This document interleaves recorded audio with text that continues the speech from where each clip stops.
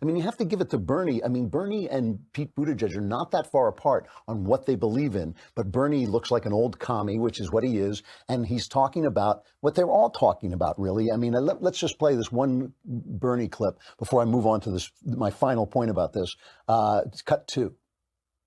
It goes without saying that we have got to defeat Donald Trump, who in my view is the most dangerous president in the modern history of this country. He's a pathological liar. He's a sexist and a racist, et cetera, et cetera. Beating Trump is not good enough. You got to beat the fossil fuel industry. You have to take on all of those forces of the status quo who do not want to move this country to energy efficiency and sustainable energies. We're going to try to transform the United States of America, deal with this massive level of income and wealth inequality, deal with Wall Street, deal with the greed of the drug companies and the insurance companies and the fossil fuel industry. So our campaign has a different goal. It's to transform this country, and we're taking on the entire establishment when we do that, including Ed Rendell. So at least Bernie is being honest, right? But the whole thing is the guy who runs against that, who presents as mainstream, is going to be the guy. And that's why Biden, who is now far away in the polls from everybody else, that's why he's presenting himself as mainstream and talking about unity. Listen. I know some of the really smart folks say Democrats don't want to hear about unity.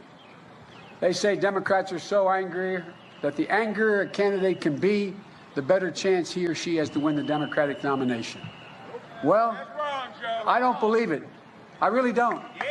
If Democrats, I believe Democrats want to unify this nation. That's what our party's always been about. That's what it's always been about, unity. If the American people want a president to add to our division, lead with a clenched fist, a closed hand, a hard heart, to demonize your opponent, to spew hatred, they don't need me. They've got President Donald Trump.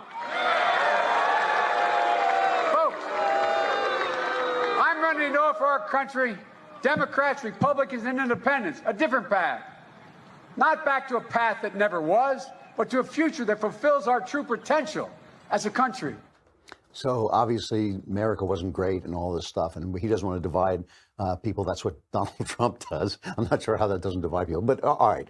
Obviously unity is impossible when we disagree. We don't want to be unified. Unity is slavery. But what he's talking about when he says unity, what exactly does he mean by that? How does he want us unified, right? Well, I think the one who was really honest about this was this Congresswoman Pramila Jayapal, who's talking about what it takes to be a Democrat. I think the party's response is going to be strong, and hopefully you've seen that it's strong across the board.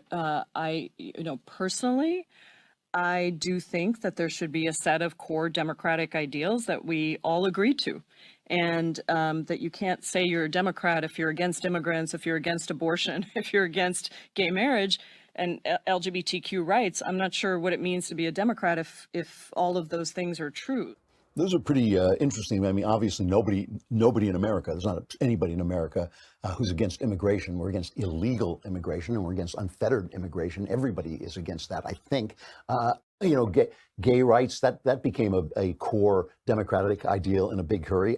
I'm in favor of those, but I don't see how that's a core democratic right. The point is they're going to purify the party, and then they're going to purify the country because they know what's right, and you don't get to choose. You don't get to choose. Game of Thrones, it is all Game of Thrones, and the way they play it is just like the Dragon Queen in that show. No question about it.